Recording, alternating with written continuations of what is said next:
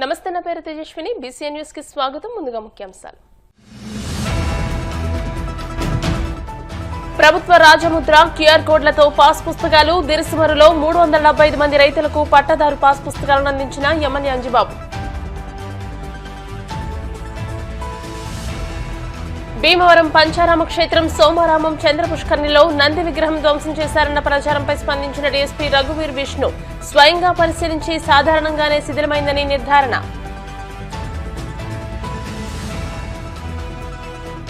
నాయి బ్రాహ్మణ సంక్షేమానికి ఉపయోగపడే ఆదరణ 3 పథకాన్ని త్వరలోనే ముఖ్యమంత్రి చంద్రబాబు నాయుడు ప్రవేశపెడతారు. ఆంధ్రప్రదేశ్ నాయి బ్రాహ్మణ కార్పొరేషన్ చైర్మన్ రుద్రకోట సదాశివ. తల్లిదండ్రుల నమ్మకాన్ని వమ్ము చేయకుండా విద్యార్థి భవిష్యత్తును ఉజ్వల భవిష్యత్తుగా మారుస్తాం. పశ్చిమ గోదావరి జిల్లా విద్యాశాఖ అధికారి నారాయణ. రైతులకు, భూ యజమానులకు రాజముద్ర క్యూఆర్ కోడ్లతో పాస్ పుస్తకాలు అందిస్తున్నామని, గ్రామ సభల ద్వారా పాస్ పుస్తకాలను అందిస్తున్నామని రాష్ట్ర public accounts committee chairman MLA Pulaparthi Ramanjaneyulu అన్నారు. భీమవరం మండలం దిరిసిమరు గ్రామంలో బుధవారం జరిగిన గ్రామ సభలో నూతన భూ హక్కు పత్రాల పాస్ పుస్తకాలను 375 మంది రైతులకు ఎమ్మెల్యే అంజిబాబు అందజేశారు. ఎమ్మెల్యే అంజిబాబు మాట్లాడుతూ కొత్త పట్టాదార్ పాస్ పుస్తకాలను హై సెక్యూరిటీ ఫీచర్లతో రూపొందించారని, పాత పాస్ బుక్స్ లో మాజీ ముఖ్యమంత్రి వైఎస్ జగన్ ఫోటో ఉండగా కొత్తవి రాష్ట్ర రాజముద్రతో ముద్రించి ఉంటాయని అన్నారు. ఈ పుస్తకాలపై క్యూఆర్ కోడ్ ప్రధాన ఆకర్షణగా ఉంటుందని, ఈ pass books live web land database నుండి వివరాలు తీసుకుని ముద్రించినవని, ఎలాంటి తప్పులు లేకుండా ఖచ్చితమైన సమాచారం ఉంటుందని అన్నారు. హై సెక్యూరిటీ ఫీచర్ల కారణంగా వీటిని ట్యాంపరింగ్, కాపీ చేయడం అసాధ్యమని అన్నారు. ఇక బ్యాంక్ లోన్ల కోసం పాస్ బుక్ సమర్పించాల్సిన అవసరం లేదని, రుణాలు web land loan charge module ద్వారా నేరుగా మంజూరవుతాయని ఎమ్మెల్యే అంజిబాబు చెప్పారు. రుణాల పంపిణీ సమయంలో ఈకేవైసీ ఫింగర్ ప్రింట్ తో ధృవీకరణ జరుగుతుందని అన్నారు. అనంతరం లబ్ధిదారులకు పట్టాదారు పాస్ పుస్తకాలను అందజేశారు. ఈ కార్యక్రమంలో కూటమి నాయకులు, కార్యకర్తలు, అభిమానులు, వీర మహిళలు, తెలుగు మహిళలు, సర్పంచ్లు, మండల అధ్యక్షులు, కార్యదర్శులు, గ్రామస్తులు పాల్గొన్నారు.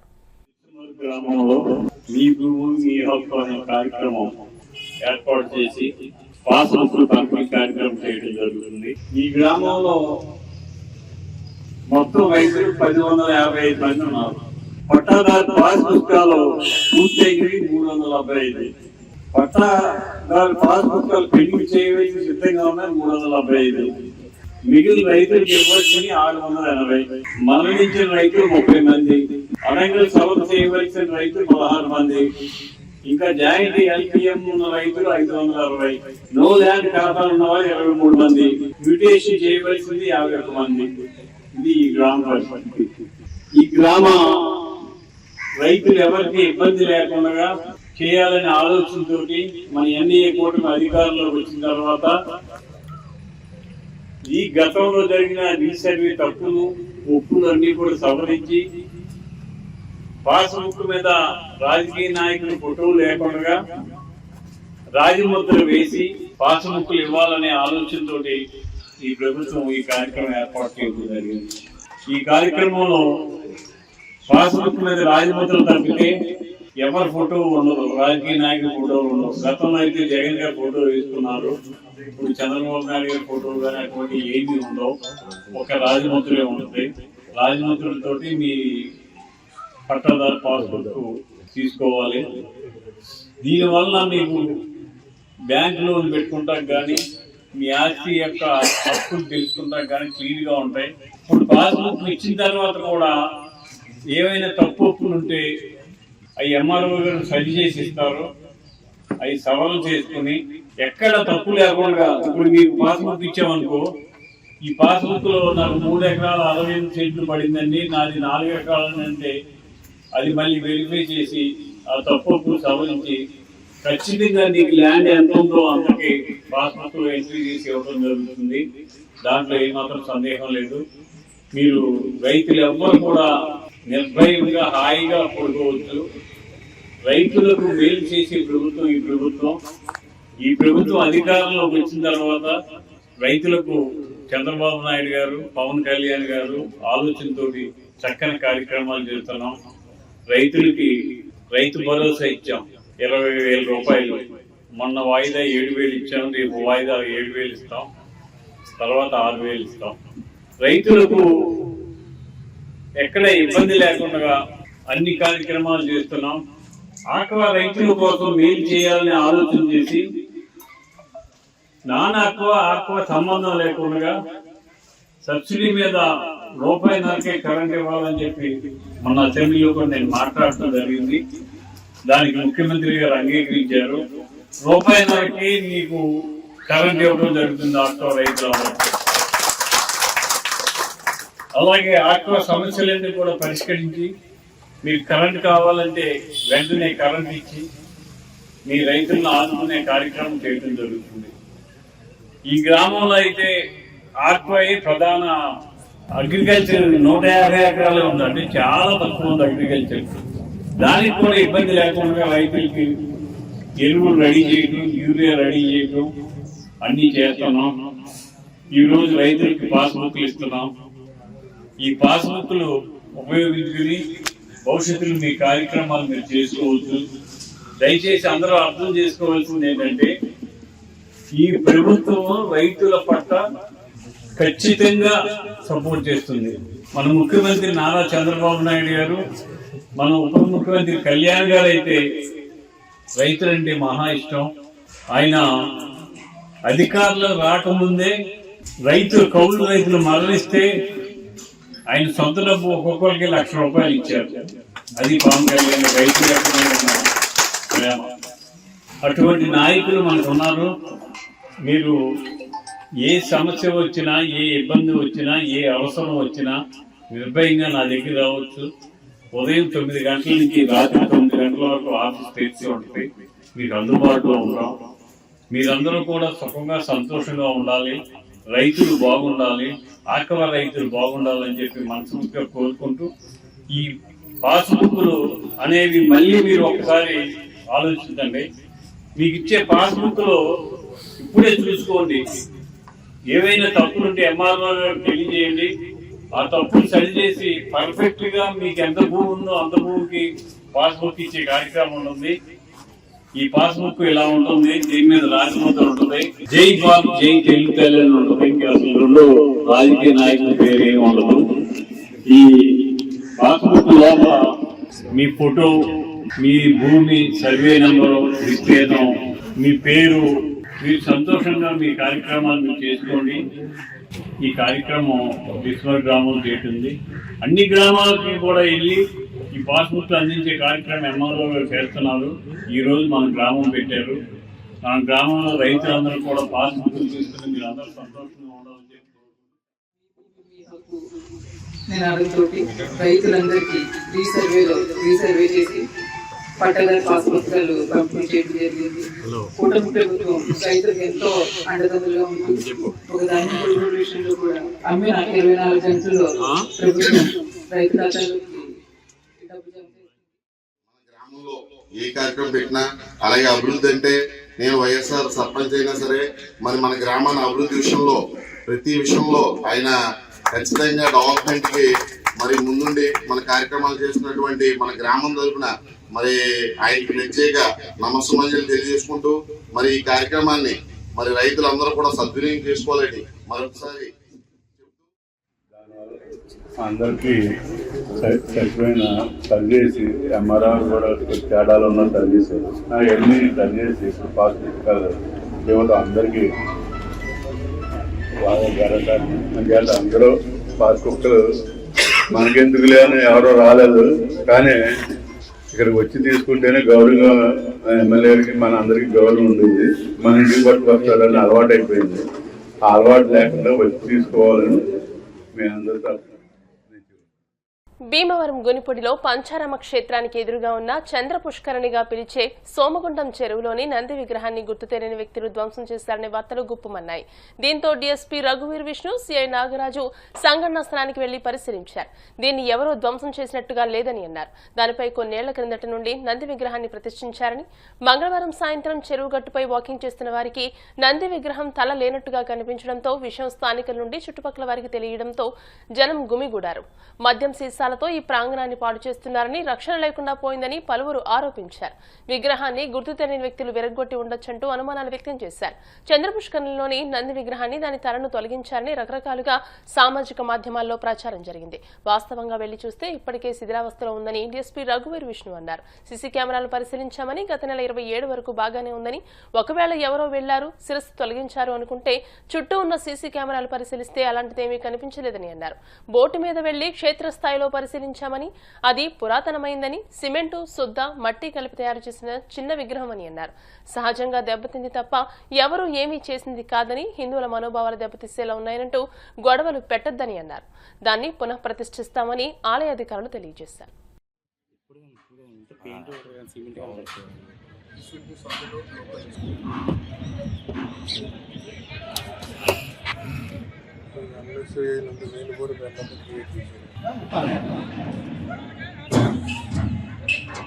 దీంట్లో పరమేశ్వరి బొమ్మ పెట్టాలని కోరిక ఈశ్వర్ తపస్సుతో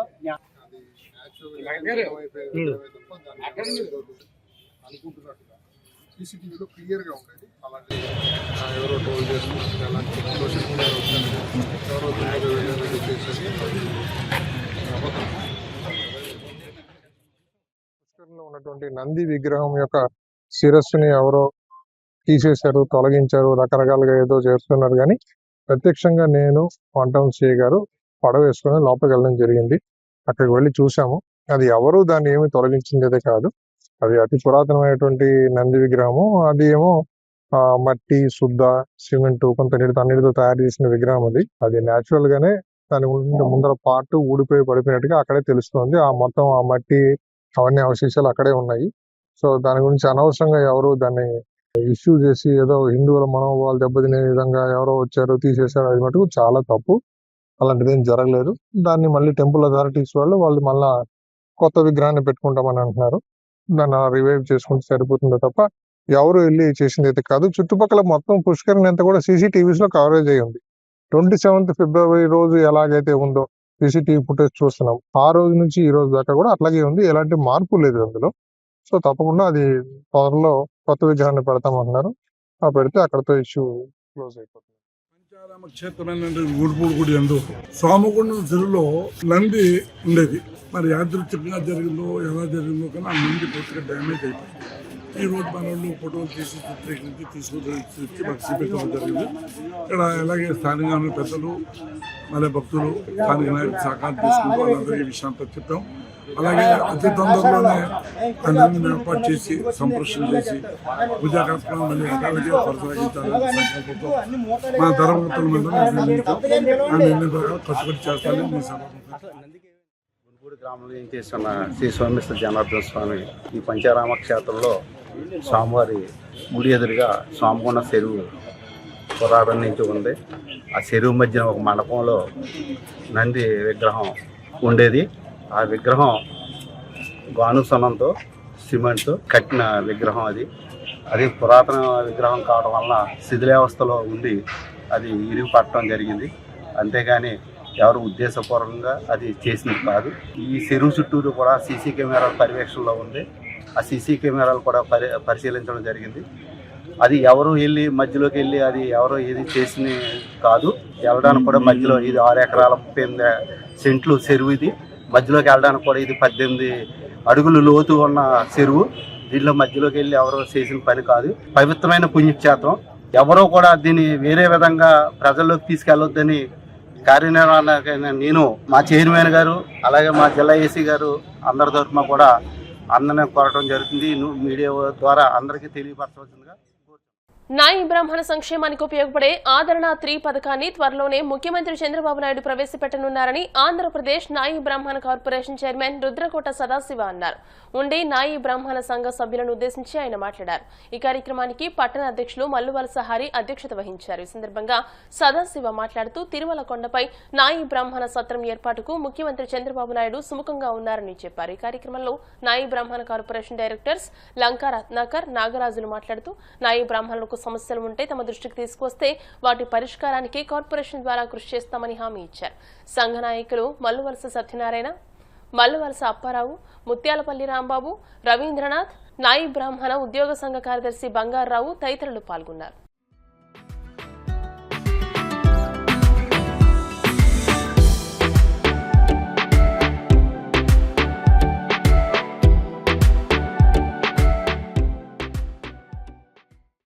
సెలూన్ షాపులు నడుపుతున్న నాయ బ్రాహ్మణుల సోదరులందరికీ కూడా 150 యూనిట్ల నుంచి 200 యూనిట్ల వరకు ఉచిత విద్యుత్తు ఇవ్వడం జరుగుతూ ఉంది. దానికి జీవో నెంబర్ 69 ప్రభుత్వం వారు జారీ చేసినారు. ఈ సంవత్సరం 26-27 సంవత్సరానికి కూడా మొన్న బడ్జెట్ సమావేశంలో రాష్ట్ర వ్యాప్తంగా ఉచిత విద్యుత్ కోసం 50 కోట్ల రూపాయలు నిధులు కేటాయించడం జరిగింది. ప్రతి దేవాలయాల పాలక మండలిలో మన నాయ బ్రాహ్మణ సోదరుకు ఒకరికి పాలక మండలి సభ్యులుగా ఇవ్వడం ఇది ఒక చారిత్రాత్మకమైన నిర్ణయం. దీన్ని చాలా అభినందించాల్సిన నిర్ణయం కూడా. ఆదరణ 1, ఆదరణ 2 గౌరవ ముఖ్యమంత్రి వారు నారా చంద్రబాబు నాయుడు గారి చేతుల మీదుగానే ప్రారంభమైంది. త్వరలో ఆదరణ 30 పథకం కూడా ఏవైతే చేతివృత్తులు కులవృత్తులు మన నాయ బ్రాహ్మణ సోదరులు ఉన్నారో వాళ్ళందరికీ కూడా ఆదరణ 3 ద్వారా బ్యాండ్ సెట్ కళాకారులకైతేమి, నాదస్వరం డోలు కళాకారులకైతే, సెలూన్ షాపులు నడుపుతున్న మన నాయ బ్రాహ్మణులకు కూడా ఆదరణ 3 ద్వారా అత్యాధునికమైన వస్తు సామాగ్రి ఇచ్చి మిమ్మల్ని ఆర్థికంగా పైకి తెచ్చేదానికి ఈ బడ్జెట్ లో కూడా సుమారు ఆదరణ పథకం కింద 1000 కోట్ల రూపాయలు రాష్ట్ర ప్రభుత్వం కేటాయించడం జరిగింది. 44 దేవాలయాల్లో ఈరోజు ఎండోమెంట్ దేవాలయాలు 6Aకి సంబంధించి 1 కోటి రూపాయల పైన ఆదాయం ఉన్న దేవాలయాల్లో 44 దేవాలయాల్లో మన నాయ బ్రాహ్మణ కేశఖండనశాల పనిచేస్తున్న సోదరులకు 20,000 ఉంటే 25,000 గౌరవ వేతనం ఇవ్వడం. విషయం 200 యూనిట్లు అనే విషయం ఉంది. అంటే ఇంతకుముందు 150 యూనిట్లు అమలు అవుతుందండి. మీకు 150 యూనిట్లు అమలు అవుతున్నప్పుడు ఆటోమేటిక్ గా అది రెన్యూల్ అయిపోయింది. మాకు ఇంతకుముందు 150 యూనిట్లు మా తాలూకా మొత్తం కూడా అమలు అవుతుంది. చాలా గమనించాను అయ్యా. గత ప్రభుత్వం కానీ ఇప్పుడు ప్రభుత్వం కానీ ముఖ్యమంత్రుల స్థాయిలో మన వాళ్ళంటే చాలా అభిమానం చూపారు. అన్ని దేవాలయాల్లో మన నాయ బ్రాహ్మణుల్ని డైరెక్టర్లుగా వేశారు. కానీ దిగువ స్థాయికి వచ్చేసరికి మన నాయ బ్రాహ్మణులకి తీరని అన్యాయం జరుగుతుంది. నాయ బ్రాహ్మణులకు బదులు వాళ్ళ భార్యలను వేస్తున్నారు. స్వామివారికి తెల్లవారుజామున సేవలు అందించేది ఎవరు? మంగళ ధ్వనితో స్వామివారిని నిద్ర లేపేది ఎవరు? నాయ బ్రాహ్మణులు. అటువంటి నాయ బ్రాహ్మణులకి స్థానికంగా అన్యాయం జరుగుతుంది. మీరు ముఖ్యమంత్రి గారిని కలిసినప్పుడు ఇవాళ మీరు ఇక్కడి నుంచి వెళ్తున్నారు భీమవరం మావులమ్మ దేవస్థానం, మంచి యువకుడు, అతను పుట్టినప్పటి నుంచి తెలుగుదేశం పార్టీ, అయినా అతనికి మానేసి అతని భార్యకి ఇచ్చారు. ఏమిటి దారుణం? పార్టీలో కష్టపడి పనిచేసినా కూడా అన్యాయం చేయటమేనా? దయచేసి మన చైర్మన్ గారి దృష్టికి తీసుకెళ్తున్నాను. మీరు తరచూ సీఎం గారితో మాట్లాడుతుంటారు కాబట్టి ఇప్పుడైనా ఇలా ఫీల్ అవుతున్నారు సార్. మాది మిగతా వాళ్ళకైనా ఇవ్వండి, మహిళా రిజర్వేషన్ అన్నప్పుడు నాయ బ్రాహ్మణులనే ఈ విధంగా చేయటం సరికాదని చెప్పాల్సిందిగా వారిని కోరుతున్నాను. దయచేసి మీరు ముఖ్యమంత్రి గారి దృష్టికి తీసుకువెళ్ళి తిరుమల కొండపై నాయ బ్రాహ్మణ సత్రం ఏర్పాటు చేసే విధంగా కృషి చేయవలసిందిగా ప్రతి నాయ బ్రాహ్మణుడు కోరుతున్నారు. అందుకు మీరు కృషి చేయాలి. నాయ బ్రాహ్మణ ఉద్యోగులకి తీరని అన్యాయం జరుగుతుంది. కులం మాటున ఎక్కడైనా ఒక నిజాయితీ గల ఉద్యోగం చేస్తున్న ధనిక వర్గాలకి, రాజకీయాలకు అతీతంగా ఈయన ఒక పార్టీ అవతలోడు ఇంకో పార్టీ అయినా సరే ఇక్కడున్న మన కమ్యూనిటీ అతన్ని బదిలీ చేసేసి అతన్ని వేస్తున్నారు. మనం ఎవరితో చెప్పుకోవాలి? అంటే చేతి వృత్తుల వారు అంత లోకువ ప్రభుత్వాలకి పాలకులకి. ఇది ఈ ప్రభుత్వమే కాదు, నేను గత ప్రభుత్వంలో జరిగిన సంఘటనలు చాలా ఉన్నాయి. ఇంత ఉద్యోగ సంఘ నాయకుడిగా మాకు తెలుసు. అది ఇప్పుడు సార్కి అన్ని చెప్పడం కాదు. ఈ విషయాన్ని కూడా మీరు ముఖ్యమంత్రి గారి దృష్టికి తీసుకువెళ్ళి చేతి వృత్తిలో వారి పిల్లలకి అన్యాయం చేసుకున్న ప్రతి షాపులోకి కూడా 150 యూనిట్ల నుంచి 200 యూనిట్లు కొత్త జీవో వచ్చిందండి. దీనికి మాకంటూ ఏ అమలు కూడా అవలేదు. ఇప్పుడు ఏ షాపుల్లో కూడా 200 యూనిట్లు కరెంటు బిల్లుకి రావట్లేదండి. మాకు మెయిన్ సమస్య ఇది ఒకటండి. మాది పల్లెటూరు, కొంచెం మేజర్ పంచాయతీగా ఉండడం వల్ల న్యాయప్రాముడు కులవృత్తి చేసుకున్న వాళ్ళకి షాపులు ఇవ్వక చాలా ఇబ్బంది పడుతున్నాం. అంటే షాపులు చేసుకోవడానికి అద్దెలకి ఇవ్వడానికి చాలా ఇబ్బంది పడుతున్నారండి. గవర్నమెంట్ సైట్లో, గవర్నమెంట్ సత్రాల్లో కూడా మాకు షాపులు వచ్చేటట్టు కొంచెం గవర్నమెంట్ తో మాట్లాడితే మేము దానివల్ల లబ్ధి పొందుతామని మేము కోరుకుంటున్నామండి. కళాకారులు పింఛన్లు అయితే న్యాయ బ్రాహ్మణ వ్యవస్థ నుంచి కాపాడడానికి ఇంకో మేజర్ సమస్య ఏంటంటే కార్పొరేషన్ సెలూన్లు అండి. మనలో నైపుణ్యత ఉంచుకొని కూడా కార్పొరేట్ సెలూన్ల వైపు జనం మొగ్గు చూపుతున్నారు. దాన్ని మనం ఎలా అభివృద్ధి చేసుకోవాలి, ఎలా ఉండాలి అనేది మనం ఒక ఆలోచన చేసుకొని మన న్యాయ బ్రాహ్మణ వ్యవస్థను మనం కాపాడవలసిందిగా కోరుకుంటున్నాం.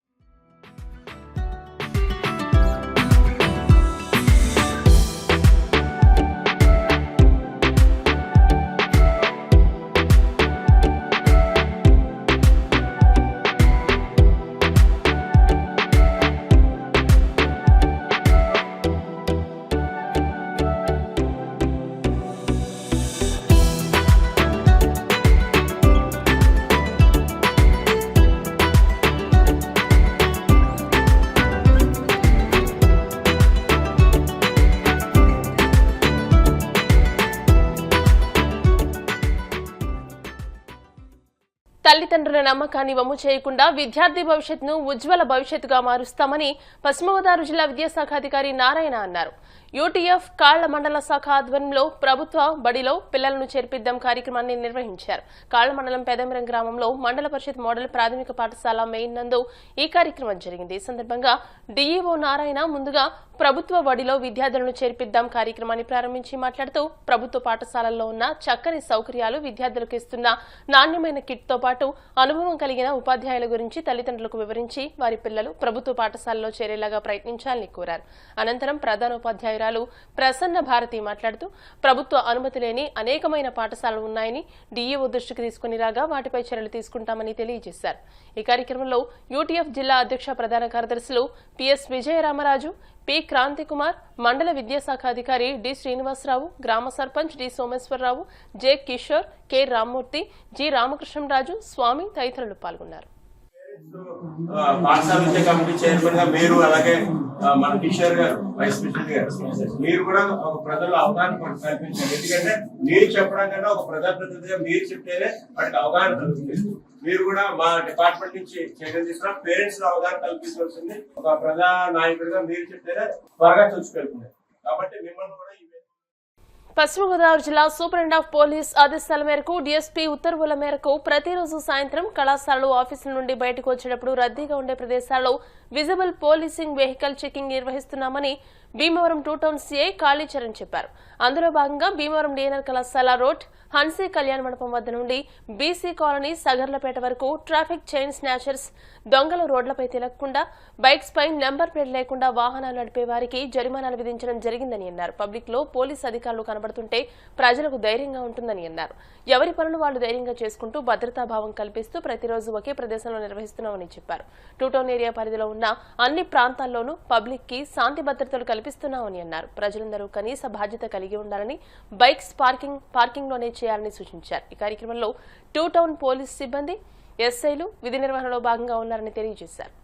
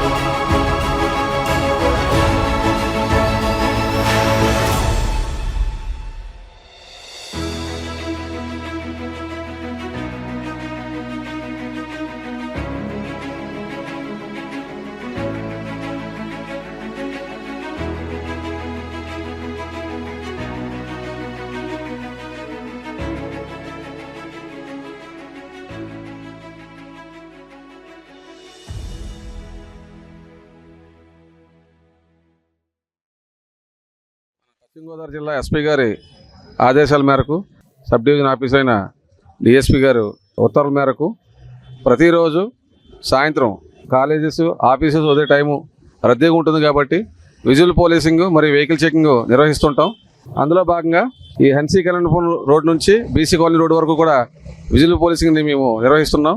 దీని యొక్క ముఖ్య ఉద్దేశం ఏంటంటే ఈవినింగ్ టైము ఈ చైల్డ్ స్నాచర్స్ కానీ లేదా ఈ బైక్ థెఫ్ట్ చేసేవాళ్ళు కానీ ఈ దొంగలు రోడ్ల మీద తిరుగుతుంటారు కాబట్టి వీళ్ళు క్యాచ్ చేసేందుకు, అంతేకాకుండా పబ్లిక్లో పోలీసు ఈవినింగ్ టైం కనబడుతుంటే వాళ్ళు పీస్ఫుల్గా వాళ్ళ పనులు వాళ్ళు చేసుకున్నట్టుగా, అదేవిధంగా వాళ్ళకి భద్రతాభావం కల్పించేందుకు గాను మా అధికారులు చెప్పిన ఉత్తర్వులు మేము ఆచరిస్తూ ప్రతిరోజు కూడా ఒక్కొక్క ప్లేస్లో పెడతాం. బీసీ కాలనీ రోడ్డు హన్సీకరణం పెట్టాం, ఒకరోజు అడ్డం దగ్గర పెడతాం, ఒకరోజు బీవీరాజ్ షార్టివ్ సెంటర్, ఇలాగ 2 టౌన్ పరిధిలో ఉన్న అన్ని సెంటర్లు కూడా వారం వచ్చినప్పటికీ కవర్ చేస్తూ పబ్లిక్లో శాంతి భద్రతలు చక్కగా మెయింటైన్ అయ్యే విధంగా వాళ్ళ యొక్క పనులు వాళ్ళంతా చక్కగా చేసుకునేటట్టు, అదేవిధంగా చైల్డ్ స్నాచర్స్ని ఈ బైక్ థెఫ్ట్ అఫెండర్లను కూడా క్యాచ్ చేసేందుకు గాను ఈ ప్రోగ్రాం పెడతామని మీకు అందరికీ తెలియజేసుకుంటున్నాం. పబ్లిక్గా మీరందరూ కూడా ఈ బైక్స్ ఈ షాప్స్ ముందు పెట్టుకున్నప్పుడు మినిమం లాక్ వేసుకోకుండా హ్యాండ్ లాక్ వేయకుండా వెళ్ళిపోవడం జరుగుతుంది. దానివల్ల బైక్ థెఫ్ట్లు జరుగుతున్నాయి. ఇటీవల కాలంలో గోల్డ్ రేట్లు మీరు చూస్తున్నారు, విపరీతంగా రేట్లు పెరిగాయి. ఇలాంటప్పుడు మీరు బయటకు వచ్చినప్పుడు మీ మెడలో మేల్ లేడీస్ చైన్స్ కానీ హారాలు కానీ వేసుకున్నప్పుడు అవి కవర్ చేసుకొని చున్నీతో కానీ మరి ఏ విధంగా కవర్ చేసుకొని మీరు వాచ్ పెట్టుకుంటూ వెళ్ళాలి. ఎందుకంటే చైన్స్ నేచర్లో కూడా ఎక్కువ మంది ఈ టైంలో తిరుగుతుంటారు కాబట్టి జాగ్రత్తగా ఉంటారని ఆశిస్తున్నాను. ఇప్పుడు కాసేపు ప్రకటనలు.